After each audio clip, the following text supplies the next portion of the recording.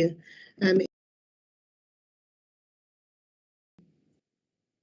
Okay, thank you, Annette. The hearings are now resumed. Just before lunch, we concluded on issue 3, and so we'll move on to issue 4 now, which is purpose-built student accommodation. Just in terms of the first question against this issue, it's more of a clarification point, really. I mean, the partnerships indicated in their response to this question that there's no objection to replacing the word supported with permitted, which is helpful, and I think that should be added to the list of modifications.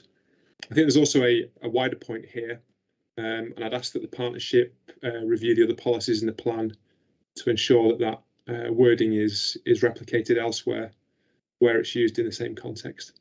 I did a very quick keyword search, and there appeared to be at least a few instances where that updated wording could be secured throughout the plan, so it just adds clarity. Okay, that's a very minor point, or a very detailed point, I should say.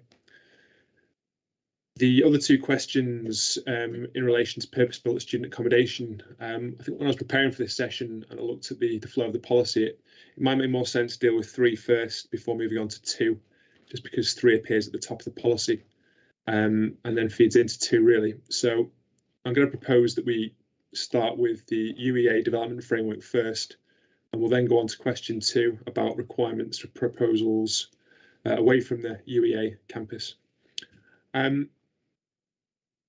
Just to start with, it'd be helpful if the partnership could set out what the purpose of the UEA development framework is, who it's commissioned by, and what its planning status is, please.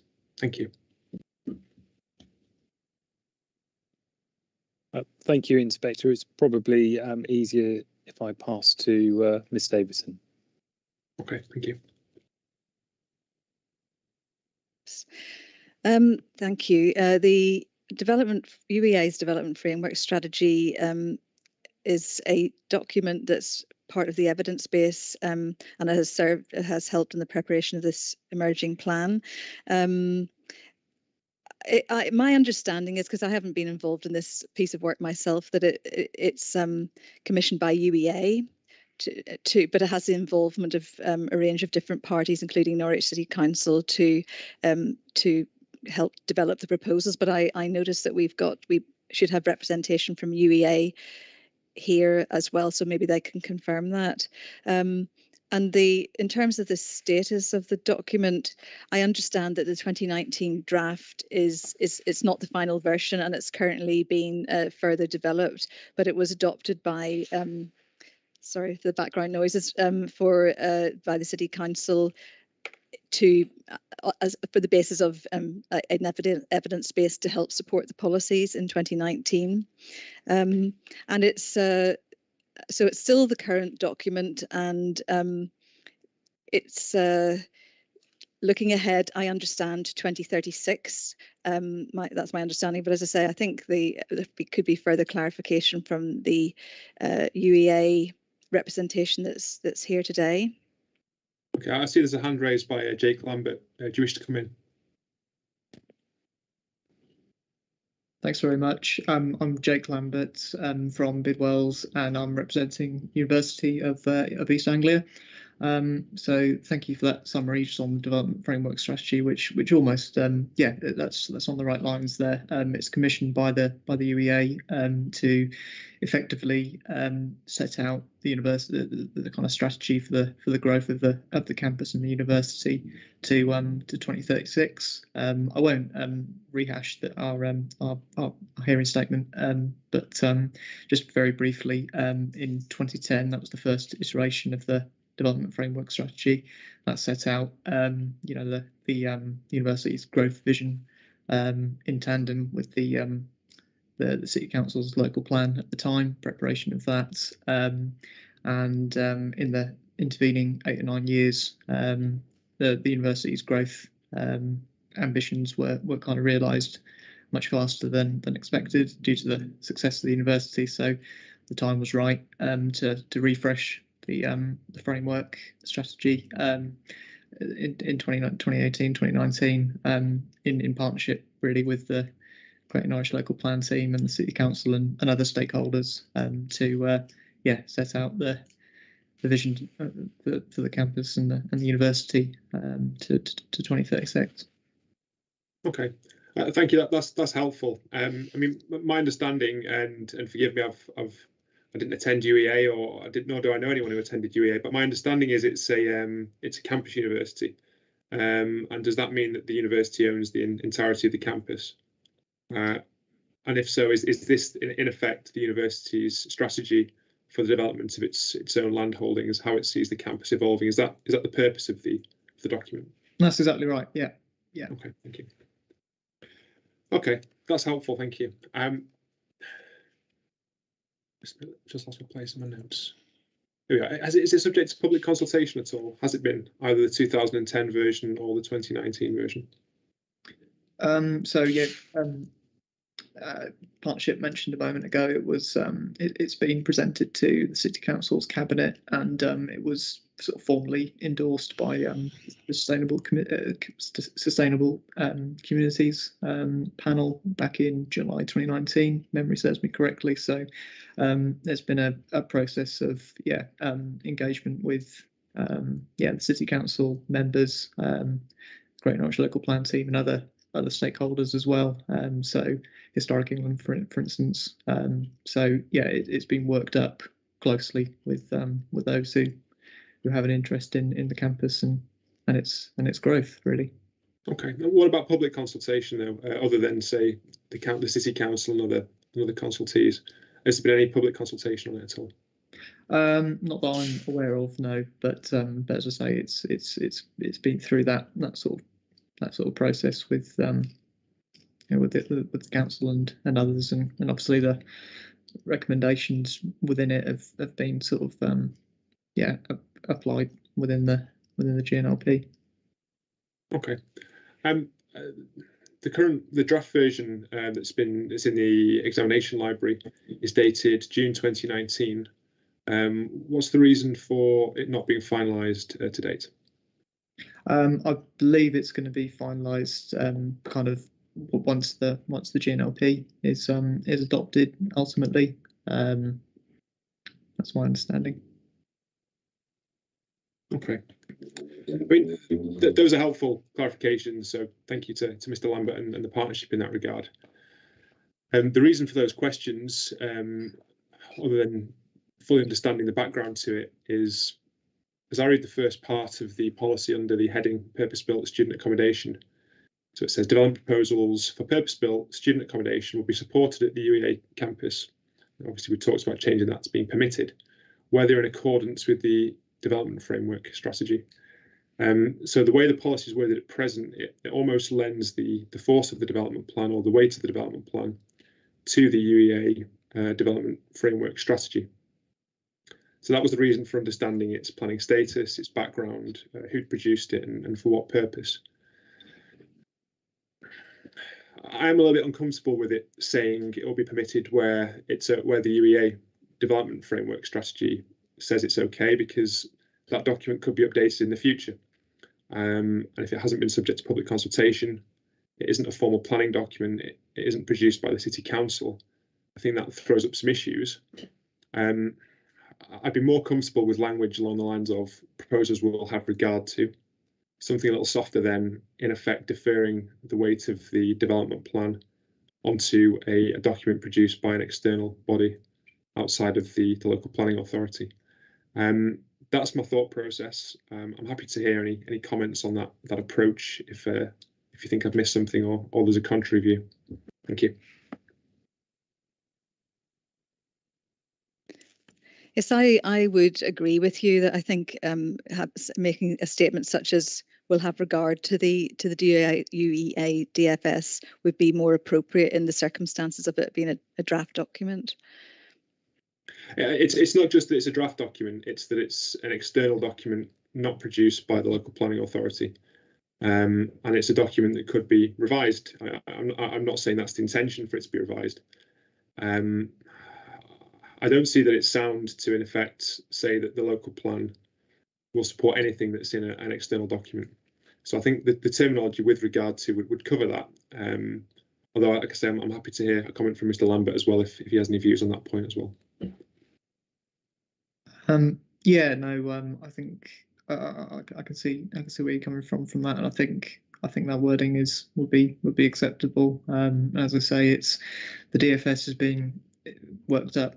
I've mentioned already, it's been worked up in tandem with the City Council and the Greater Norwich Local Plan team. So it's obviously you know, and that's ultimately what how the kind of university's growth requirements have been communicated ultimately to the Greater Norwich Local Plan team, and it's informed kind of the GNLP as well through that process. So it's almost been, yeah, and it's quite a valuable piece of evidence of background, and as you say, that so as long as the policies you know, have an awareness of it and a regard to it, then I think that's suitable. Okay. I've got no problem with the document being mentioned. It's the terminology about how it's referred to, really. I think I've made the point, and it's perhaps for the partnership, if they're amenable to that idea, to work up a modification. It would be under the ambit of main modifications, I think. Okay, and that's everything I had for question 3.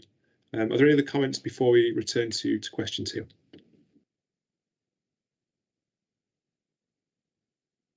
Okay, thank you. So question 2 is, are the requirements for proposals away from the UEA campus justified, and are they likely to be effective? Just a couple of detailed comments to start. The second bullet point, could the partnership just explain to me the link that it sees between the size of a development and its ability to provide for high standards of student welfare? Thank you.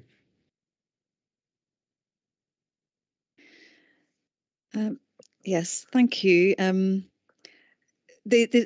Our view is that the development needs to be of a sufficient size, sufficient scale to be able to viably provide for the types of for good quality, a good environment for students to live in, that will address their to encourage a good standard of welfare in the development. So sorry, excuse me.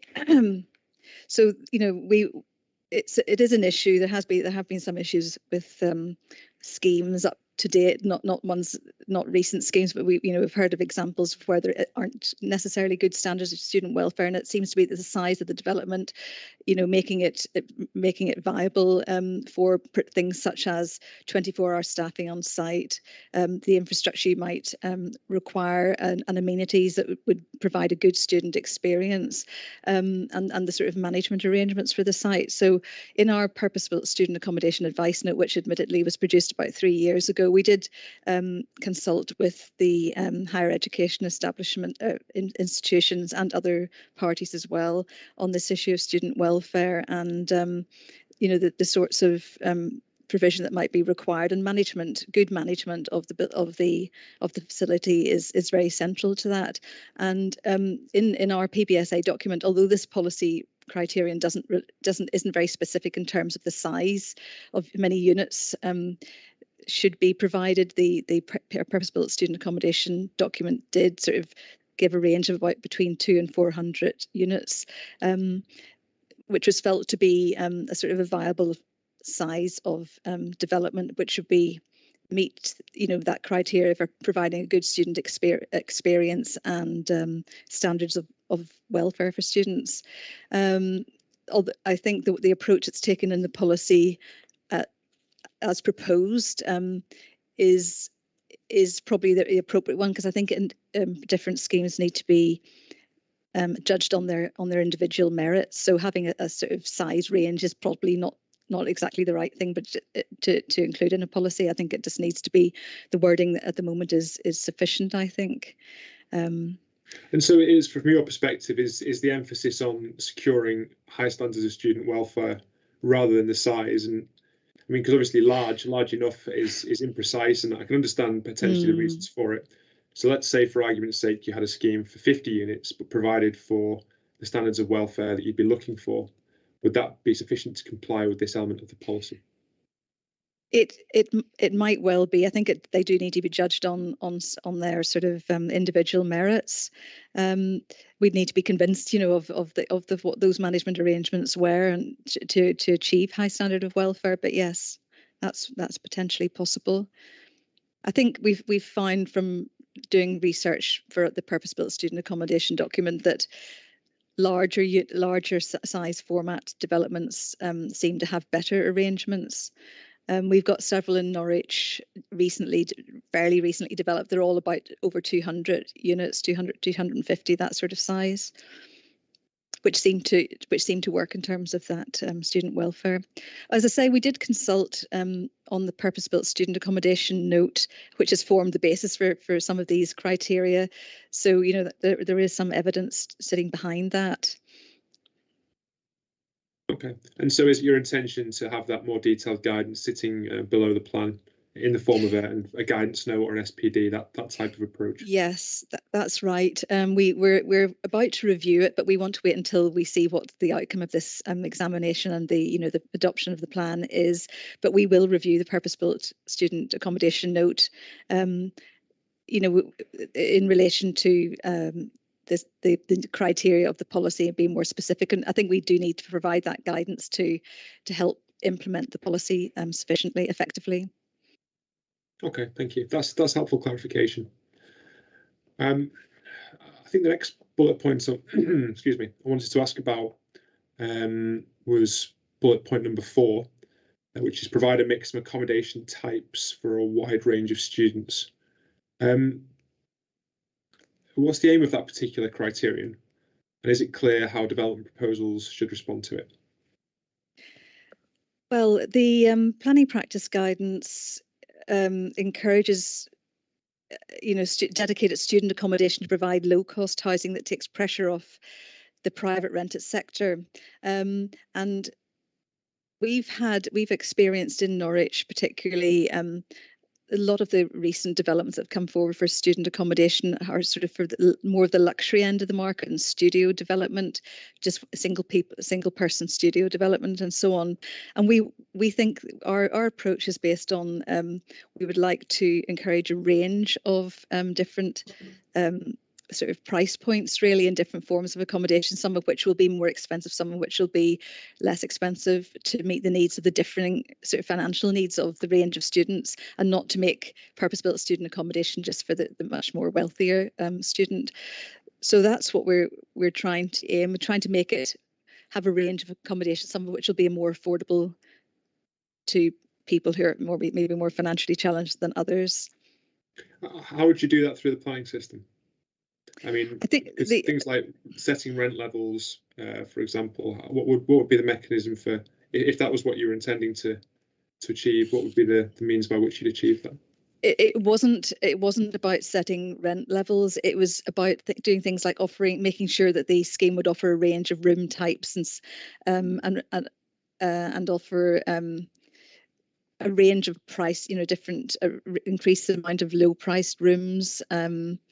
And maybe do things like varying the tenancy lengths as well, so that some schemes are sort of 50 weeks of the year, others are less numbers, so they're potentially more affordable. That sort of thing. I think it's difficult for us to actually specify the range of rents, but we would just like to see a variety within the development. And what about the tenancy agreements? How would you specify that through the planning system?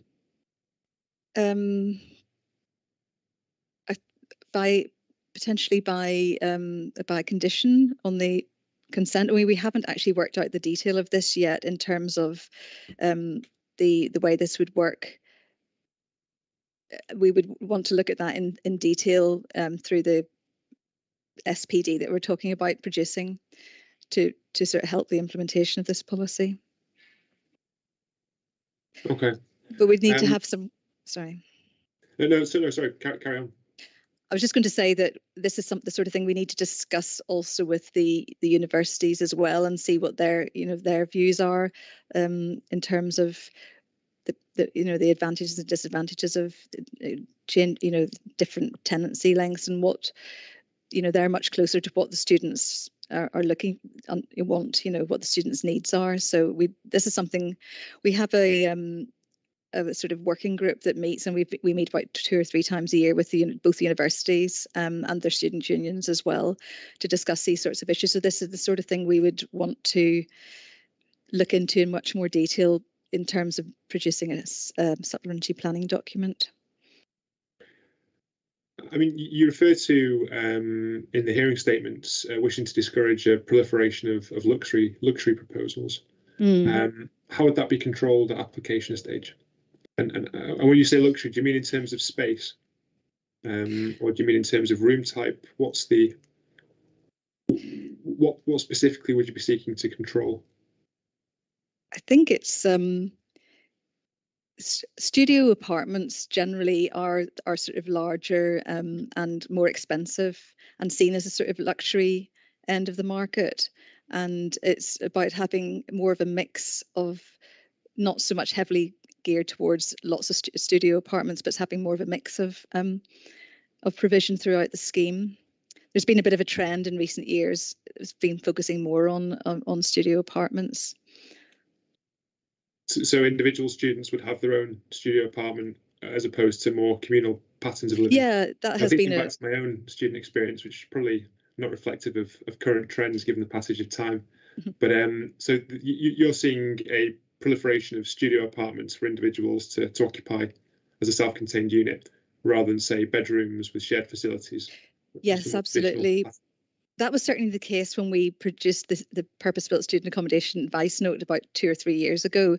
We'll need to sort of see where we are now in terms of studio accommodation. That might have changed slightly, but yes, there seemed to be a move away from those, like maybe where you have 4 or more people sharing an apartment with shared facilities, to these studio apartments.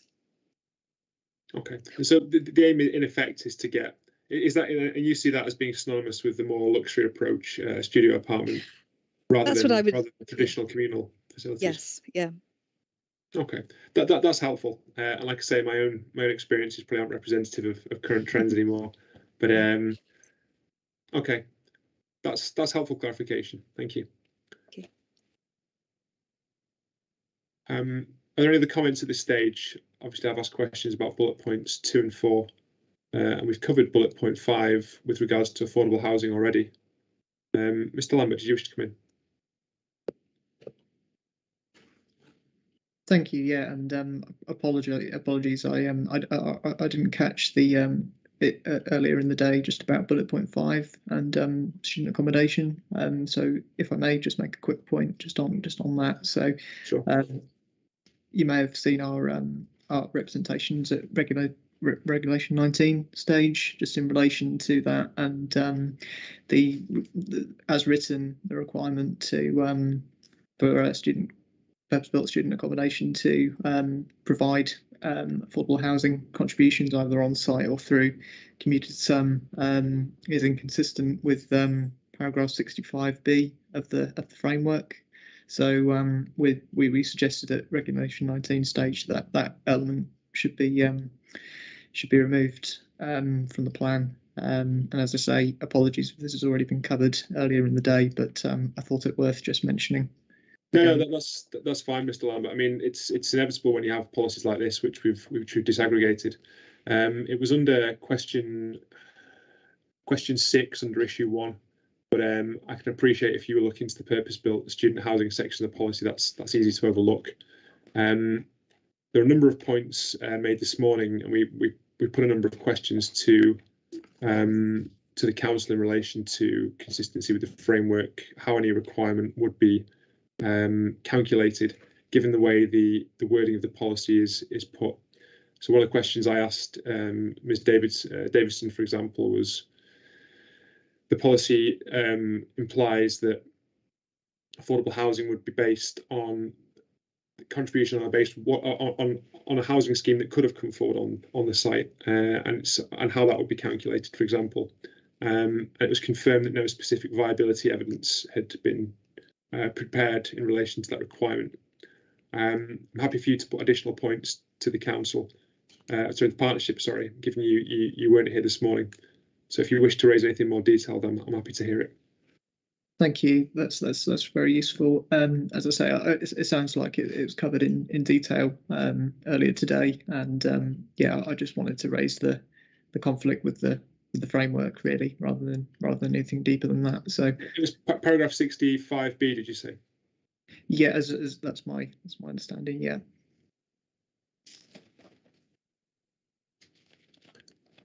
Okay. Is this the paragraph that deals with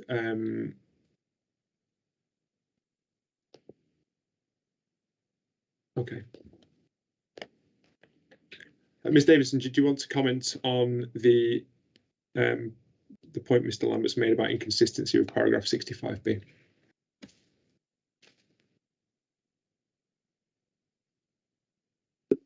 Thank you.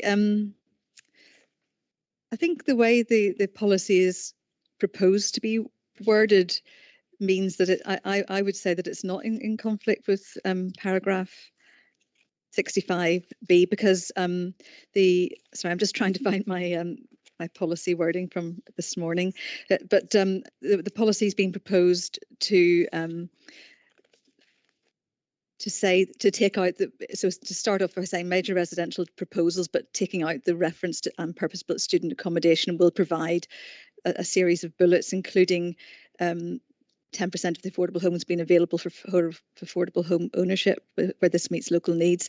Whereas there's a new section proposed just saying proposals for purpose-built student accommodation will be required to pay a commuted sum. So they aren't required to provide 10% of affordable homes as part. So I think it's consistent with para 65B in my view, but I don't know if Adam wants to come back on that. Mr. Banham? I may have missed the point being made, but I was just going to say that this point is about affordable home ownership only rather than affordable housing per se. Okay. Thank you. Mr. Riley, you've got your hand raised. Do you wish to come in? Yes, yeah, sorry.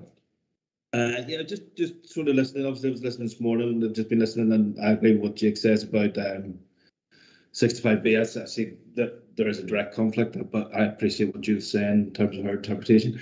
Something that's come to mind in terms is the city, the partnership as it is, I suppose, consider student accommodation to be sui generis development rather than any sort of residential C type development.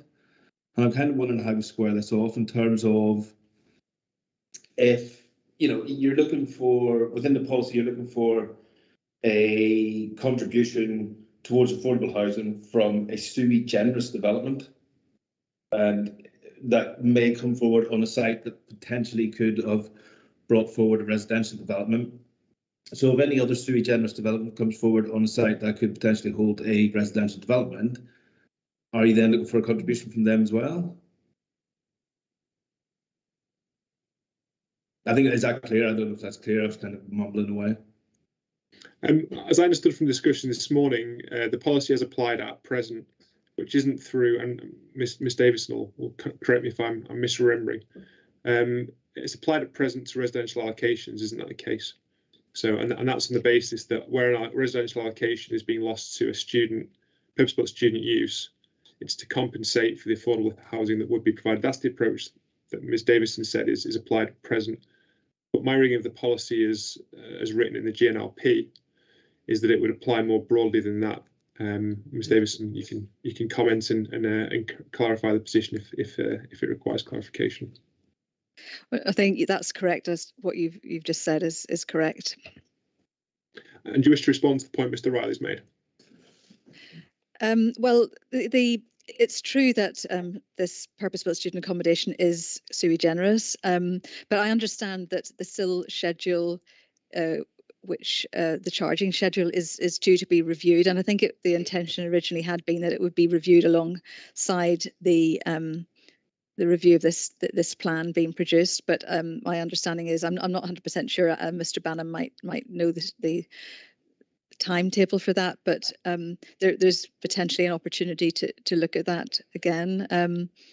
The amount of SIL that might be payable on purpose-built student accommodation, but I'm just speaking from the City Council's point of view on that particular issue, and I'm not particularly aware of the wider SIL review timetable. I think perhaps the wider point Mr. Riley was making, as I understood it at least, was about the principle of seeking an affordable housing contribution from a sui generis use.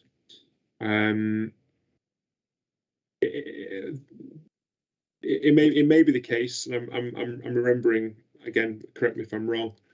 That if the is the policy based on the, is it grounded on the basis that sui generis uses such as purpose-built student accommodation can provide affordable housing, or is it grounded on the basis that a site is being lost that would otherwise come forward for housing, and it's therefore that lost opportunity that's being compensated for, which is the justification that's being advanced? Because I'm not quite clear at present.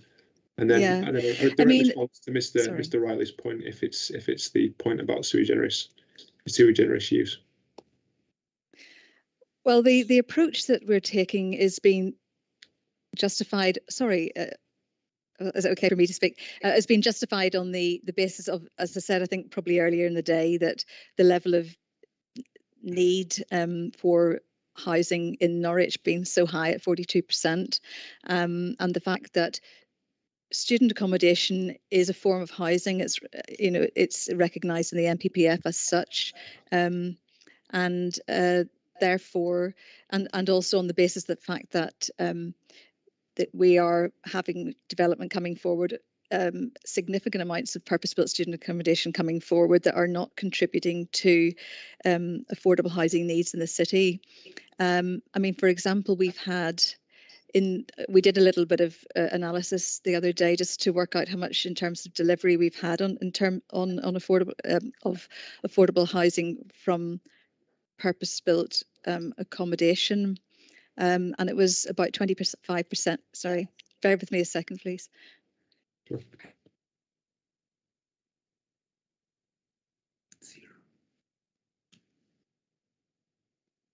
Sorry, the 25% of our housing delivery over the last 3-year period has been purpose-built student accommodation, none of which has provided affordable housing.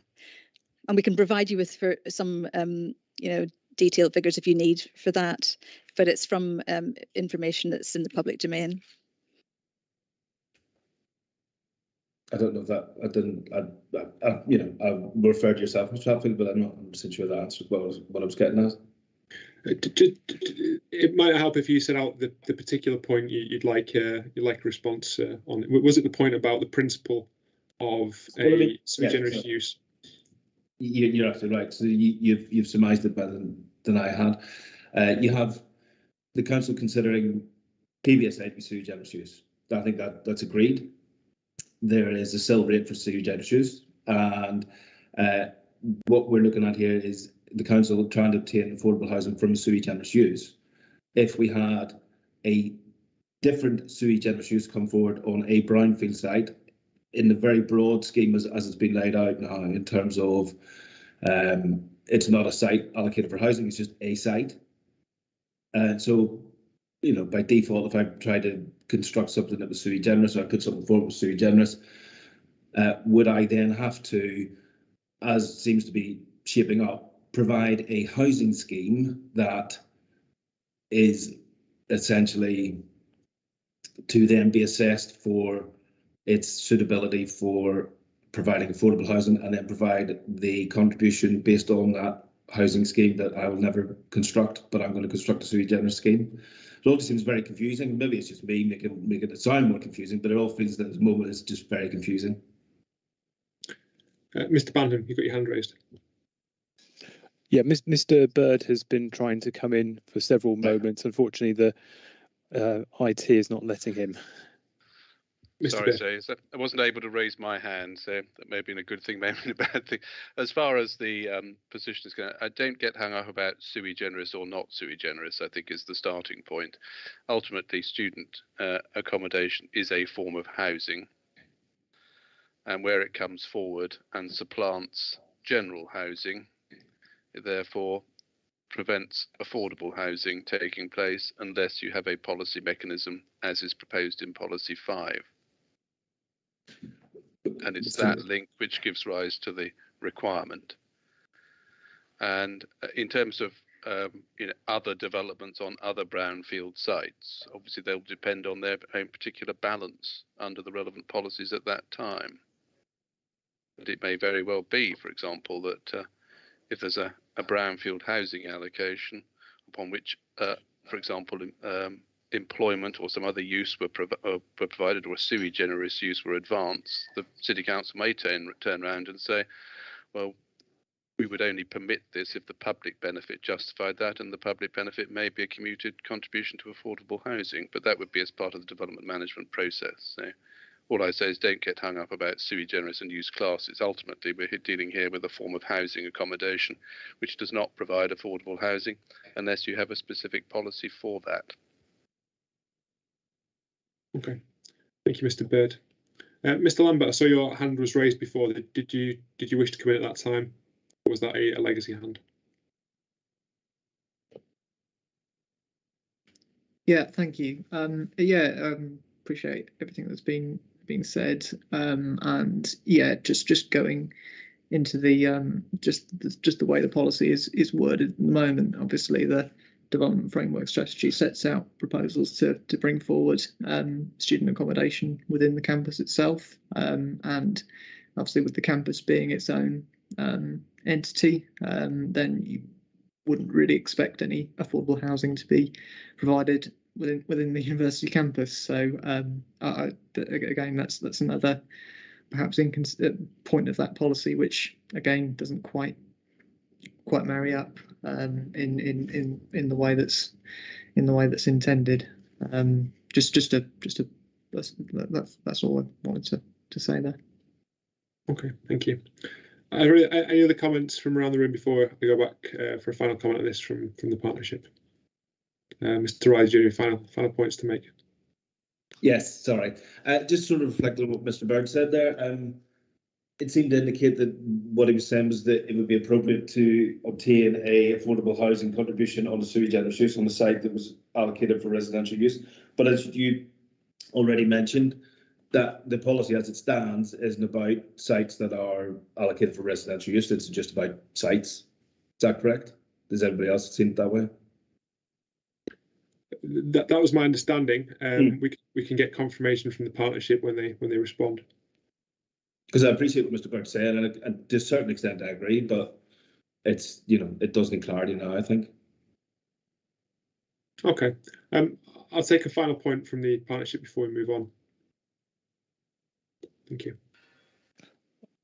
I'm not aware of any other further points unless Mr. Bird wanted to come back on clarifying his earlier point.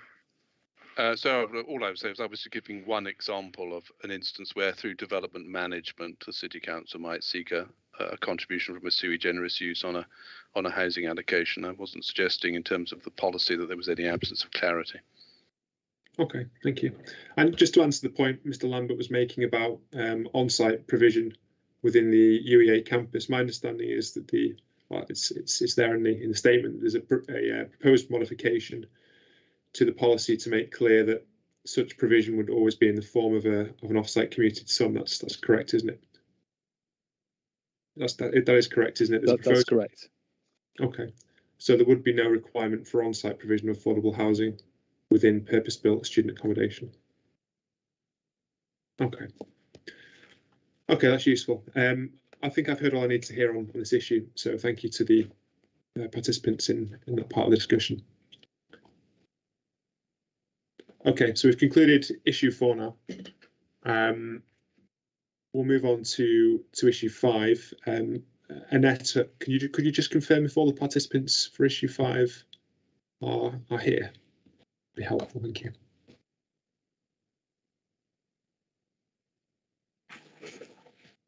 Yes, Inspector, they are in the room, so you'll feel free to go straight into issue 5. Okay, perfect. Thank you.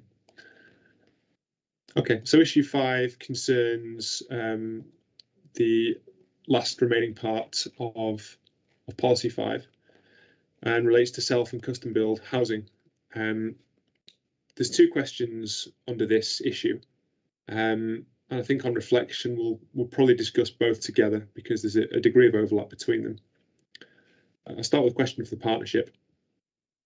As I understand it, the main source of evidence for the demand for self and custom build housing are the respective self-build and custom house building registers. Is any other assessment of the need for this type of housing available? Thank you. No, and as the guidance sets out, we have principally looked at the register data, but we've also, as set out in our hearing statement, looked at national evidence, and we've referenced a House of Commons Library policy document from 2017, which talked about the potential of the custom build and self build market being around 10% of completions. In practice, our policy is seeking much less than that.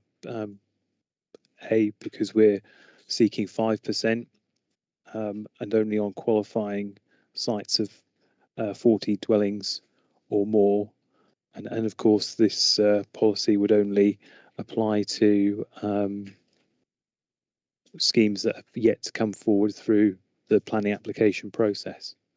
So probably in reality would equate to in the region of 5% of approximately 10,000 homes. So probably in the region of 500 properties over the planned period. Okay. There's a helpful table in the local housing needs assessment, the Greater Norwich Housing Needs Assessment 2021, which sets out the number of people on the register present in each of the 3 partnering authorities. Do you have any information regarding the amount of churn that takes place on that register? For example, how many people who are on it 1 year are still in the next year, or typically how long people spend on the register before leaving it? Do you have any information of that sort? I don't, sir, I'm afraid, not to hand.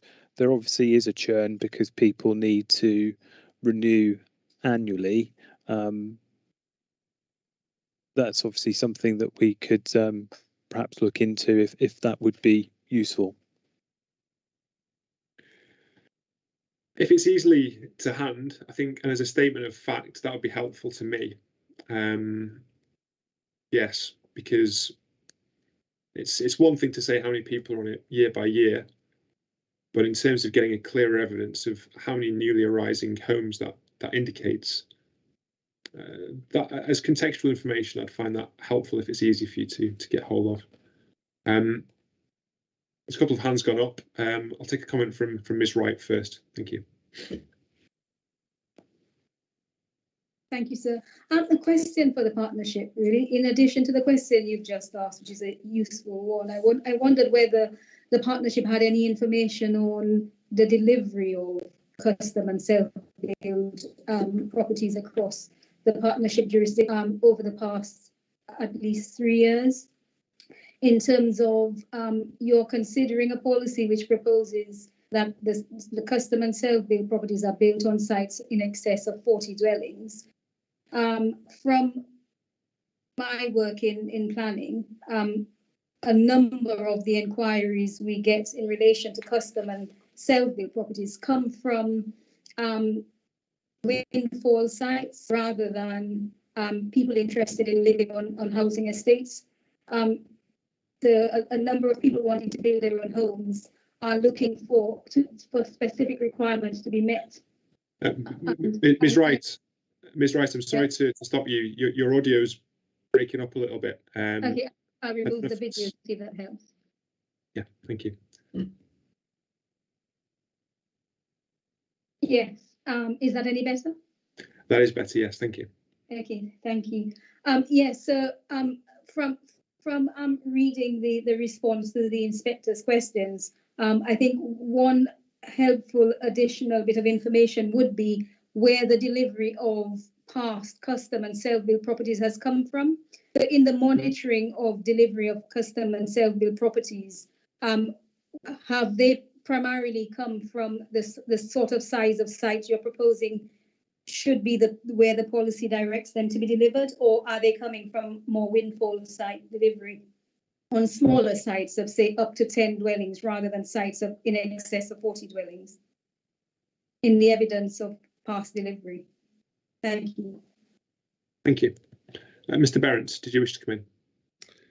Thank you, sir. I really would say, in terms of your request for information about the self-build register, it's important that it is updated and checked, and there is an understanding of what that churn is on that site. So I think that's an important piece of information. I think it's also important to recognise that the council, in that table of figure 6.63 of the local housing needs assessment, that's B22.3G, I think it is the reference there, is that supply seems to be met through windfall development. So actually, the council's duty to meet the requirements for Self-Build and Custom Build Act are actually addressed through the windfall and the development that's coming through anyway.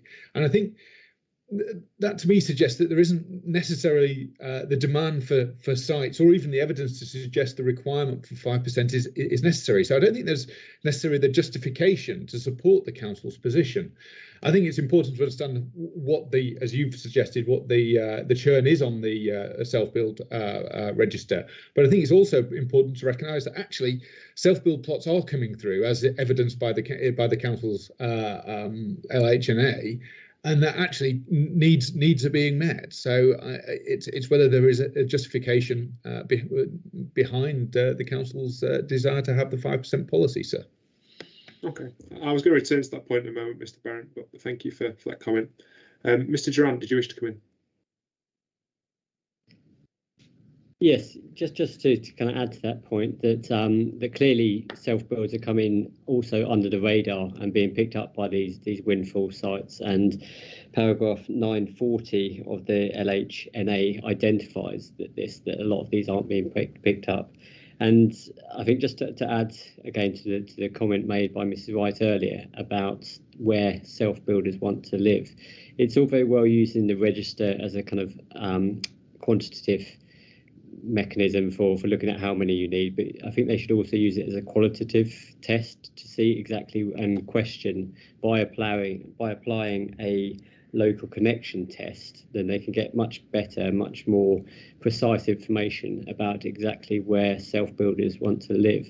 I mean, I mentioned this point the other day when we were discussing policy 7.5, but we are dealing with several major development schemes in different local authority areas where we're providing self-build plots. The applications have to come in as hybrids, so we have full applications with the self-builds being in outline. This adds complexity, it adds additional kind of work in that we can't work out the drainage mechanisms because we don't know what the layout of the affordable, the self-build areas. And we've also, more recently, we've got a site where self-builds were delivered. They were marketed for 12 months as required by most local authorities.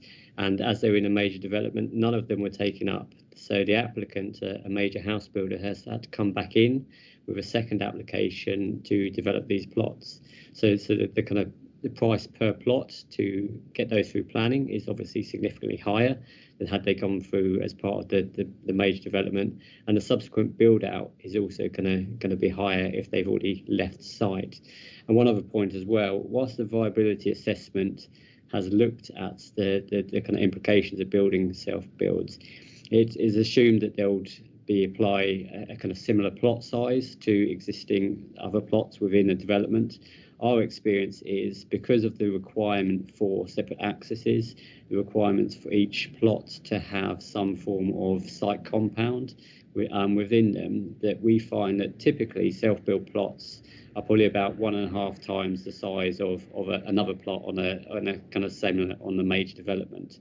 So therefore that has implications for density, has implications for delivery of numbers, and ultimately when you're talking about reducing density, when you're talking about reducing numbers on your major developments, these are one of your primary sources of the delivery of affordable housing. So it has a knock-on effect by requiring the major developments to deliver self-builds. It has a knock-on effect on delivery, has a knock-on effect on density, and that also has an impact on affordable housing provision. So that we've always contended that the council has a mechanism under policy 7.5, which we recognise needs to be fine-tuned, but that is in keeping with how they've traditionally delivered self-build through windfalls on sites on the edges of settlements where self-builders want to live, and that is how the council or the partnership should focus its its policies on the delivery of self-builds and not on the major developments.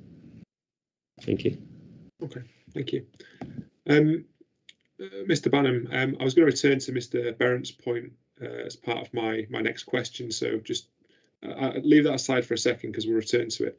But Ms. Wright's point about the profile of the sites that are currently coming forward and whether they match those that are proposed in this policy, i.e. parts of larger estates, and then the practical problems that Mr.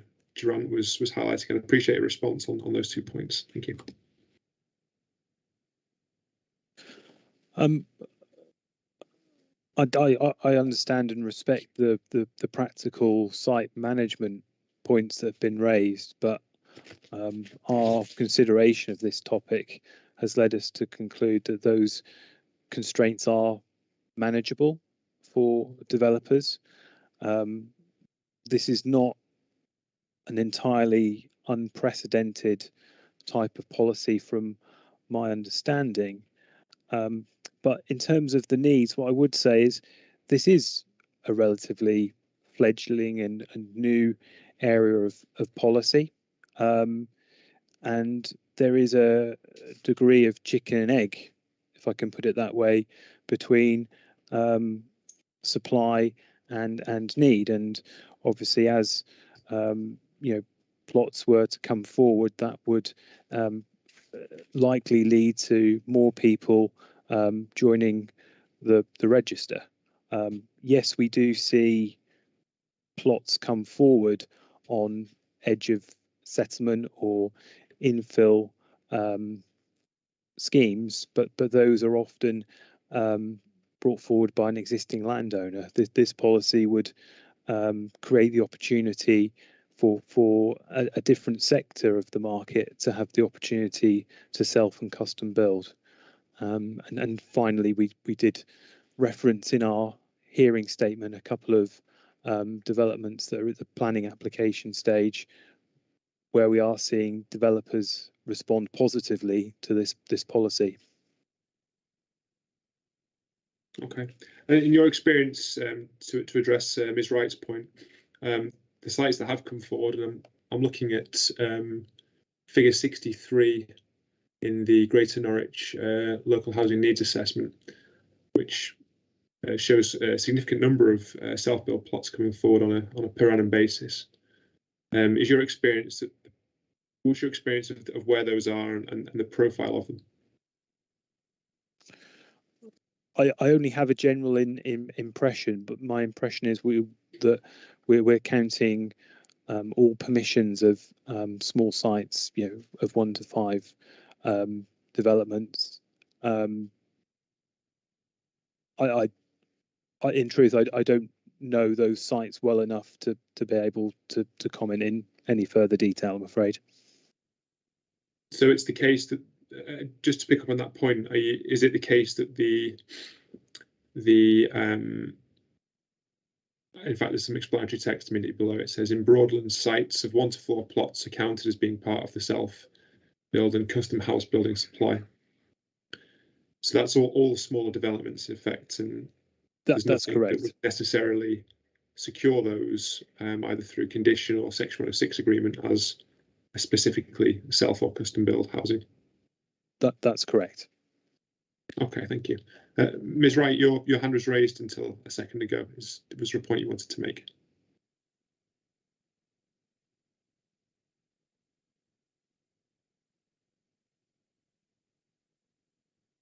Ms. Wright, I'm not sure if you're on mute or not. I can't hear anything. Apologies, I was on mute. Okay, easily done. Okay, sorry. Yes, so policy HOU 3 in the Breckland plan is probably a good precedent in terms of delivery in Norfolk in relation to custom and self-built property. Oh, Ms. Wright, your audio's breaking up again. I'm sorry to interrupt. Delivery on the edge of settlements, which is where they are typically. Again, sorry. Yeah. Okay. Is that any better? Is that better? Yeah. What happened? I don't know how other people heard because I was having issues with my connection. Right. Okay. There was a break and then it sped it all up what you just said. Okay. So I did hear it belatedly. Okay. I can hear you loud and clear now. Try again. Sorry to cut across. Try again. No, not at all. Thank you. I turned down the incoming video, which always helps. So yes, I was only drawing attention to HOU 03 of the Breckland local plan, which was adopted at the end of last year, which reflects a good example of custom and self-build policies in relation to the edge of settlement delivery. And I thought perhaps it may be worthwhile the partnership having a look at that one. That's all, sir. Thank you. Okay, thank you. Mr. Duran, your hand's raised. Yeah, so I just wanted to flag up, returning to the issue of policy 7.5, the topic paper D3.13 clearly states that the policy has got a strong self-build agenda with a socially sustainable approach to windfall sites, and it will provide opportunities for people with local connections to stay in the area. That, to me, kind of seems to be the main reason that people want to self-build, because they want to stay close to relatives, places where they got connections. I don't believe that delivery on major developments will deliver that same social sustainability aspect that it would do if policy 7.5 were the main driver for the delivery of self-build plots. Thank you. Okay, thank you. And I recall your point in the discussion about policy 7.5 and your suggestion that it become a custom build, in effect, a custom build exception policy. Yes, yeah, that's what we suggested our client would propose. Okay. Does the partnership wish to respond to those points that have been made? So I think it's made then, half raised, half made, made or raised. Your call. The points made we respect, but I think just to add to that, self and custom build doesn't have to be a rural thing. There are many suburban and urban self and custom build developments. The example that immediately springs to mind is Marmalade Lane in Cambridge, and that was I believe a sort of co-housing self-build development, and has been very successful. I think another thing to stress about this policy is we have provided two strong caveats which would enable those plots to be converted back to completed market sale homes. So that, I think, gives some comfort that developers wouldn't be left in an impossible situation. Okay, Mr. Snelling. Thank you, sir. Rob Snowling, Pigeon Investment Management. So thank you. I wasn't going to come in here, but I just wanted to, because most of the points that I was going to make have already been made by others. But I think the reference to Marmalade Lane in Cambridge, I think that's quite a different approach to what's being proposed in the policy here. I think the concern that we have, which has been expressed by others, is that, and I should say that Pigeon are very supportive of self-build and custom-build homes, and it's a common ingredient within our schemes. But where we include it within a scheme, we very much approach it as a mixed-use scheme. And what do I mean by that? I mean that we will have conventional homes provided within a particular area of the site, and then plots that will be identified as being suitable for self-build or custom build, and those will typically be those that can provide their own infrastructure, can be accessed alongside the remainder of the scheme coming forward. And I think that's quite different to I'll call it a conventional house builder led scheme, where the house builder is being asked to provide for 5% of the scheme to be delivered as self-build homes. And I think coupled with that, the 12-month requirement to market those self-build, custom-build homes, I can well see that the policy is going to be ineffective here, because what will actually happen is that the market will be presented with self-build and custom-build plots in locations where self-build and custom builders do not wish to locate themselves, and those plots will simply then revert back to being a mainstream plot. If somebody is being presented with the opportunity to build or design their own home on what otherwise would be a housing estate plot, versus a house builder building that at probably a better, a lower build cost, I struggle to see that that's going to meet the self-build and custom build need that exists. Okay, thank you. Thank you.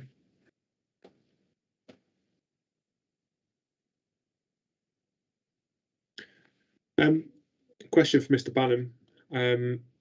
I alluded to before, I've got table 63 of the Greater Norwich Local Housing Needs Assessment open in front of me, and that indicates that around 150 to 200 plots have been granted per annum over the last 5 years, albeit with the caveat we've just discussed that those aren't necessarily secured as self or custom build homes by condition or by Section 106 agreement. But has that level of delivery taken place in a policy context that specifically supports custom build housing? Do you have any policies or local guidance in place now that supports that type of scheme coming forward? No. Okay.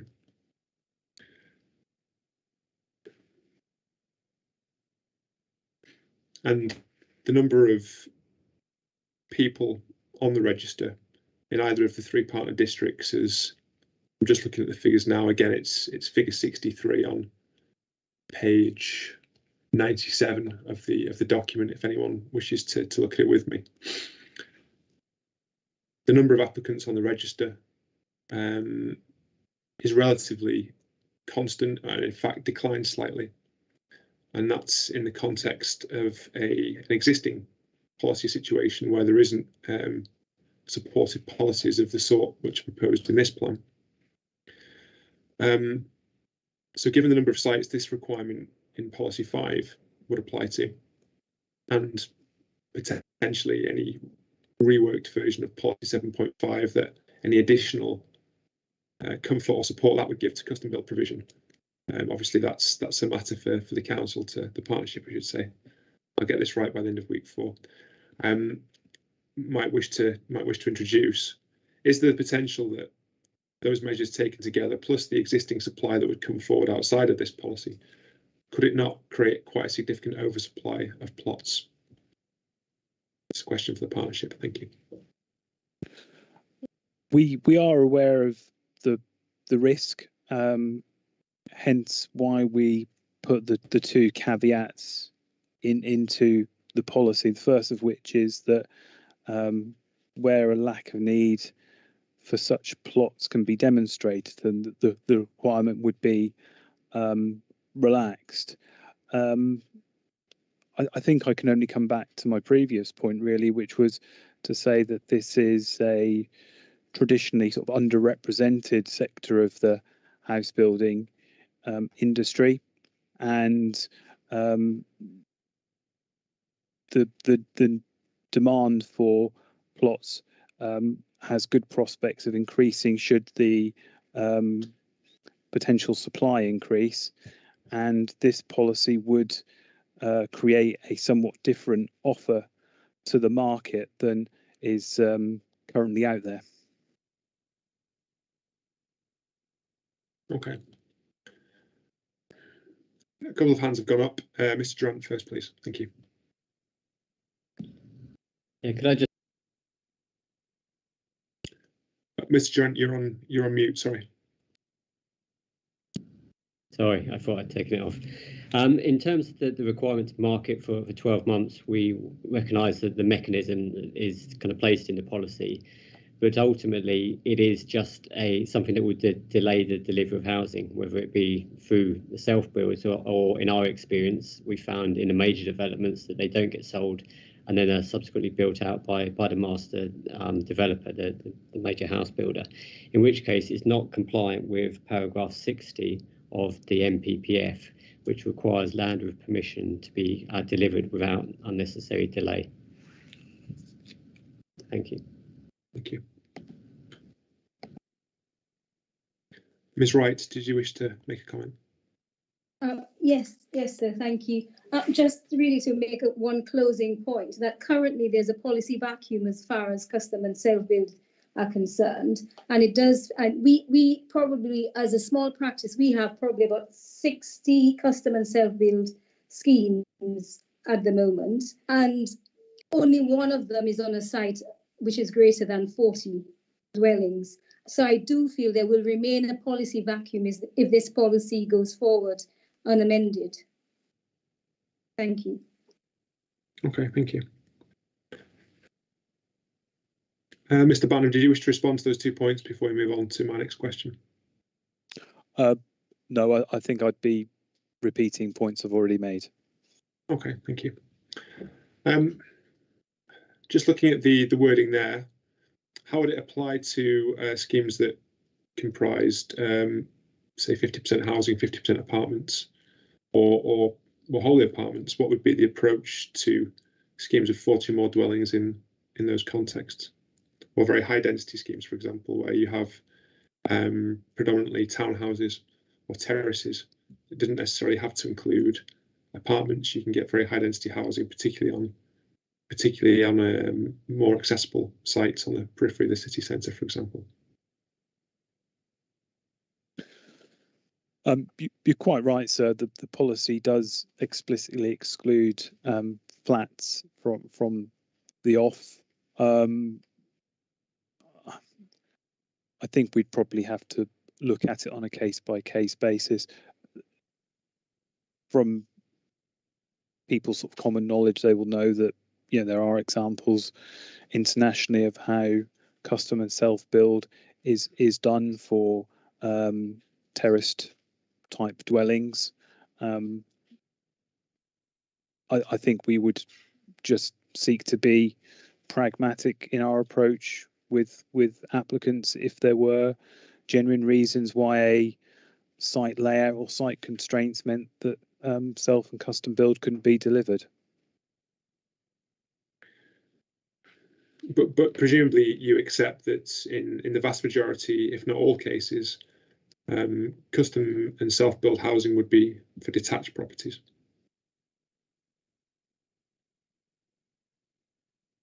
The plots would inevitably be detached in the vast majority, if not all cases.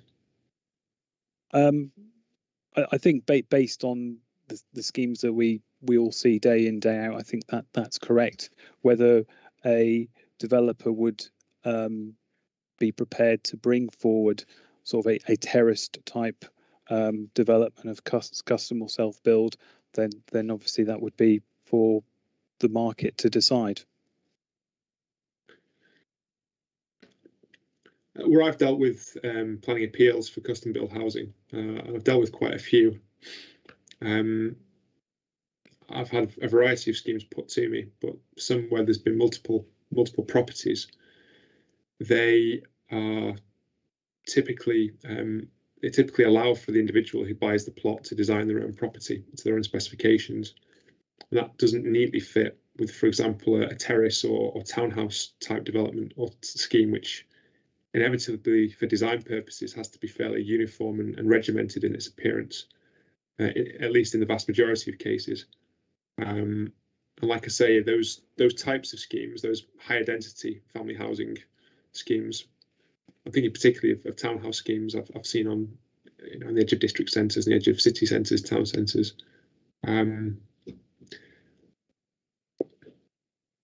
It just strikes me that that's a potential problem, in a practical issue on those higher density schemes, not just limited to flats, that could arise. Is that something that you'd considered in your formulation of the policy? Not expressly, sir. We haven't got any evidence to justify whether that would be the case or not. I think we would, defer to any views that you would have and give consideration to those if you felt that some adjustment to the policy was necessary to deal with that point around terraced or townhouse type development. I think it's an issue you're likely to run into in a relatively constrained geographical, well, a relatively narrow geographical area. It's going to be in and around Norwich city centre, I would have thought. Perhaps the way to address that, if it's not something that had occurred to you, is something along the lines of except for flats and other high density schemes. Maybe that would be a route to consider. You don't have to commit to that now. It's one for you to reflect upon if that's something you feel you may have overlooked. Yeah. Okay. Thank you. We'd happily consider it. Okay. Another question I was going to ask follows on from something you put in your hearing statement. It said that viability consultants had been commissioned to look at the viability implications of this policy requirement, and it referenced that being produced in late January. Is that information published now? Yes, it is. It's in the evidence library under reference B 26.7. We do have our viability consultant with us who would gladly answer any questions if you wanted to address those. There were a couple of comments about viability I'd seen in the Reg 19 statements and from the hearing statements from a number of the representatives of house builders and possibly from the HBF. Does anyone wish to come in on that point now whilst we're discussing it? Mr. Durant, thank you. Yes, just to add that in paragraph 57 of this supplementary appendix on the 2020 viability appraisal, it says that 10% of the sales revenue value is assessed on self-built plots. And the reason why this lower percentage applied is less than the sale of market dwellings is that there is less risk associated with the provision of service plots. And this goes back to the question, we believe that actually where they're in a major development where people don't want to live, that there's actually more of a risk that they won't be sold within the 12 months and then they subsequently have to be built out by the developer, which obviously they'll generate a profit from. But if they've already left site, they're going to have to bring work staff back to site. They're also going to have to go back through the planning process as well. So the individual costs to delivery of those units will be greater than the rest of the costs. So by applying only a 10% kind of sales revenue on those, I think that's incorrect, and actually there is a risk with the delivery of, or certainly a risk of delay of delivery of having plots on major developments. Okay, thank you. Does the council wish to respond to that point? The partnership wish to respond to that point? If I can, I'll try to bring in Mr. Bisley.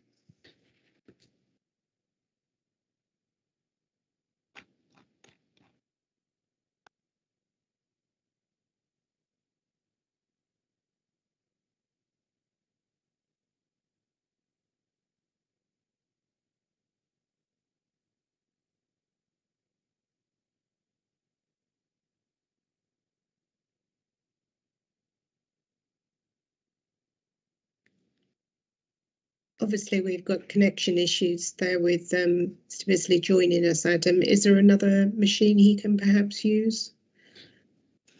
We'll see what we can do to deal with that. I think he's only muted. He just needs to unmute himself. I think it's more Nicole, actually, because he's an outside party and he's trying to use the council website, and there's lots of firewall settings, etc. So I think he's struggling to join. Yeah, beg your pardon. We're just seeing if we can find a solution. If you could bear with us, please. Okay.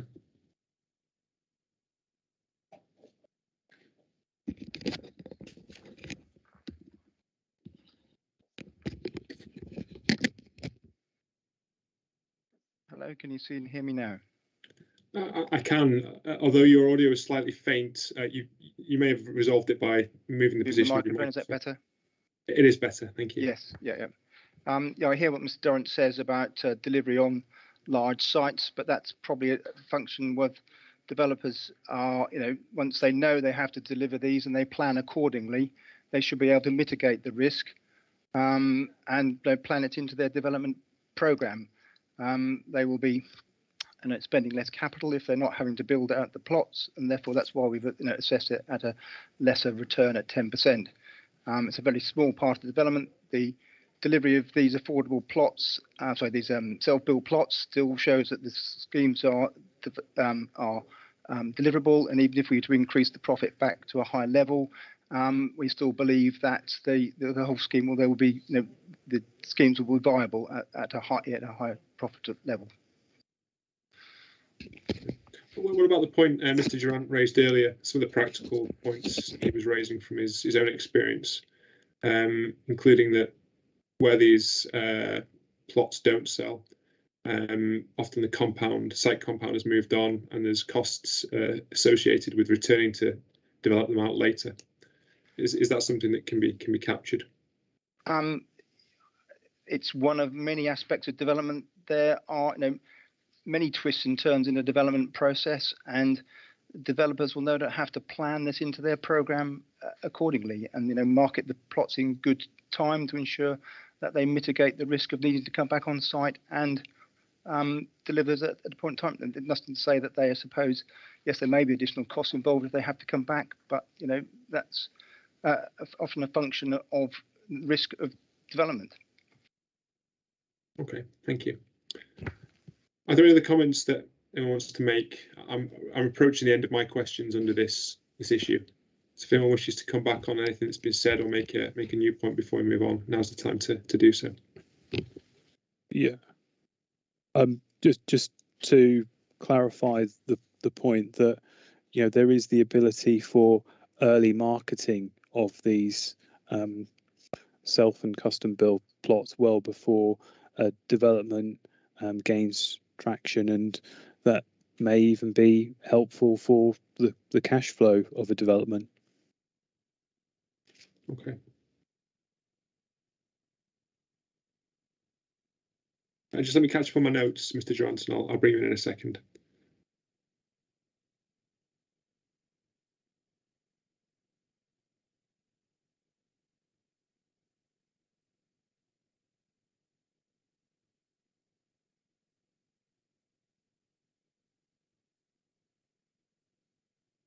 Mr. Jones, thank you for your patience.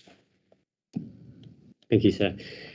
Just to add, I mean, obviously the self-builds are seen as a form of market housing, but often they can be put on sites next to affordable housing to separate the affordable housing. Now, whilst this shouldn't be a constraint to their delivery, often people they've got a very clear desire on what they want to build and where they want to live, and that can be a factor that restricts their desire to live on a major development. Okay, thank you. Okay, I think I've covered everything I want to cover. So if the partnership wants to make a final comment before we move on, I'm happy to hear that, and then we'll go on to the next issue. Thank you. Thank you, sir, but we've got nothing further to add. Okay. In which case that concludes the discussion on issue 5. Annette, we're making slightly better timing than we'd hoped. Obviously we're coming up to 3:30. Is now the time to break perhaps before we go on to matter 7? Yes, Inspector, that would be helpful. So we will end then matter 6 and start on a new invite, in effect, a new Teams invite for matter 7 and a new YouTube stream. So a break is helpful for that. Participants are ready for matter 7, so we don't have to take a long break. So it's up to you, Inspector, and very much with the GNLP if they feel they'd like a longer break. But 10-15 minutes would be sufficient for us. Okay. I don't anticipate matter 7 will take as long as some of the issues we've already discussed today. Let's break until 4:45, and then I would expect we'd finish then in pretty good time, and well before 5. So if we break now for 20 minutes until 4:45, we'll resume then and conclude today's sessions. So thank you to everyone for your comments so far, including on the last matter. Okay, thank you. The hearing is adjourned for now.